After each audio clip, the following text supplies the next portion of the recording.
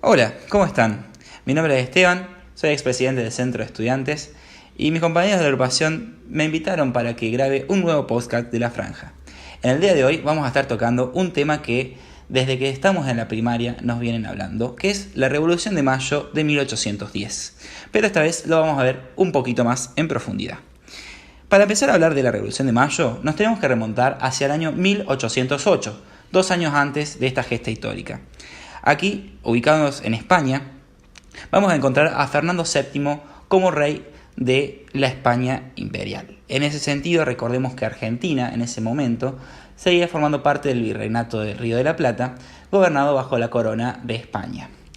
En ese aspecto, podemos ver que surgía una figura bastante importante a nivel mundial, que era Napoleón Bonaparte en Francia. Napoleón Bonaparte, enemigo histórico de Gran Bretaña, necesitaba, por cuestiones personales de la Francia de su momento, tener una invasión a Portugal, ya que Portugal era el principal aliado de Gran Bretaña en territorio y además también en cuestiones marítimas, por el comercio principalmente. En ese sentido, Napoleón Bonaparte, en plena guerra con Gran Bretaña, decide invadir Portugal y conquistar para sacarle uno de los principales aliados a Gran Bretaña y de esa forma aislarlo comercialmente.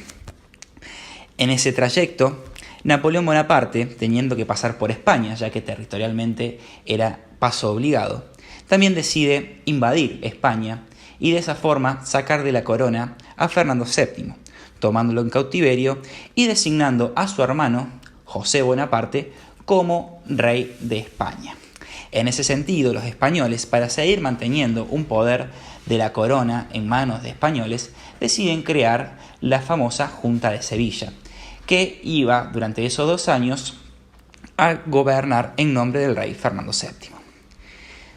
Llegado a 1810, llega al Virreinato del Río de la Plata la noticia de que la Junta de Sevilla había sido disuelta, es decir, había desaparecido. Eso, dentro del territorio de las Indias, causa un gran revuelo. No sabíamos por quién estábamos gobernados. Se empiezan a ver diferentes discusiones en cuanto a la soberanía y que si realmente la soberanía debía volver al pueblo. En ese aspecto, vamos a ver que de la mano con diferentes discusiones que se iban dando dentro de la sociedad, más que nada los criollos, aquellos hijos de españoles que vinieron en su momento a las Indias, pero ya habían nacido aquí, vamos a ver diferentes posiciones. Primero, la principal discusión era que había un acuerdo tácito entre España y las Indias, que las Indias le daban a España la materia prima para poder producir, y España, a cambio de eso, le daba la protección que justamente la corona le brindaba a las Indias, protección militar, protección comercial, etc. Hoy en día esa protección ya no era una garantía, porque efectivamente la corona no estaba más en manos de españoles, sino de José Bonaparte. Dentro de todo esto, los propios criollos, ya con una educación diferente, empezaron a tener diferentes discusiones, diferentes revueltas, y en ese sentido llegamos al punto tal de que se convoca un cabildo abierto el 22 de mayo, en donde se empiezan a expresar todo este tipo de discusiones. En esto vamos a encontrar 4 posicionamientos principales. Por un lado, el posicionamiento del obispo Lué, que decía que había que mantener el orden y la paz, seguir respetando a la corona, el virrey debía seguir en su ejercicio, y que mientras quede algún miembro de la Junta Central o Junta de Sevilla, se debería honrarse como soberano, es decir, como rey. Eso era uno de los puntos de vista más conservadores, que básicamente decía que teníamos que seguir honrando a la corona. Por otro lado, apareció una figura de Castelli. Castelli sostenía que ya había desaparecido un gobierno legítimo. Ante la disolución de la Junta, ante que Fernando VII no estaba más en el poder, y que ante estas situaciones, la soberanía debía volverse al pueblo, y el pueblo mismo debía definir justamente quién tenía que llevar adelante el ejercicio de su gobierno. Por otro lado, aparece la posición de Genaro Villota. Genaro Villota acepta lo que dice Castelli, pero dice que la soberanía no solamente tiene que ser del pueblo de Buenos Aires. Recordemos que en aquel entonces la comunicación era diferente, llevaba mucho más tiempo. El ir de viaje desde Córdoba a Buenos Aires podía llevar semanas. Entonces, lo que decía Genaro Villota es que no solamente tenía que circunscribirse en la decisión del pueblo de Buenos Aires, sino que debía ser extensiva la decisión a todos los miembros del virreinato.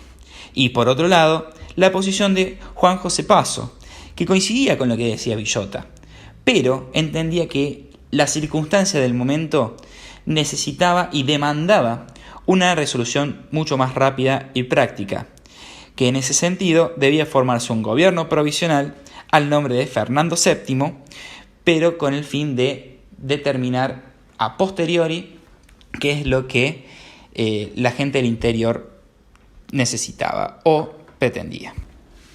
Con estas posiciones sobre la mesa, se lleva adelante la primera votación. En la primera votación gana la posición revolucionaria, la que decía que tendría que reemplazarse al virrey por el cabildo y debería crearse un gobierno provisional. Es así que llegamos al 24 de mayo, 2 días después, en el que se crea una junta provisional, pero existe un problema. El principal problema es que era encabezado por el actual virrey. El virrey Cisneros, más 4 vocales, 2 revolucionarios, integrado por Saavedra y Castelli, y 2 moderados, por Solá e Inchaurrey. Esto, criticando la presencia de Cisneros, genera muchas críticas y eso hace que el 25 de mayo, al día siguiente, la Junta renuncie. Es decir, básicamente Cisneros se va de la presidencia de la Junta y se designa una nueva, la primer Junta de Argentina, que va a estar liderada por Cornelio Saavedra. Esta Junta, liderada por Saavedra, tiene y jura fidelidad a Fernando VII. En ausencia de él, ella debería llevar adelante las riendas del virreinato del Río de la Plata, es decir, haciendo honor a los conceptos de soberanía, la soberanía había vuelto al pueblo a través del cabildo y el cabildo había creado esa junta, esa primera junta argentina. En ese aspecto, estas personas y toda esta Revolución de Mayo estuvo guiada e iluminada por diferentes ideas que derivan de la famosa escolástica española, en el cual dentro de eso podemos verlo en justamente las ideas del origen del poder, un origen del poder divino que ante la ausencia de quien lo ejecute tiene que volver al pueblo y que el pueblo efectivamente decida, pero además también estuvo muy influenciada por las teorías de la Ilustración, esta corriente ideológica que surge más que nada y toma mucho auge en la Revolución Francesa, básicamente basado en los dichos de Rousseau, donde los derechos individuales y el consentimiento popular en la formación de leyes son los principales ejes de discusión y que realmente se van a tomar en esta Revolución de Mayo para sentar los posicionamientos y que efectivamente se pueda llevar adelante dicha gesta revolucionaria.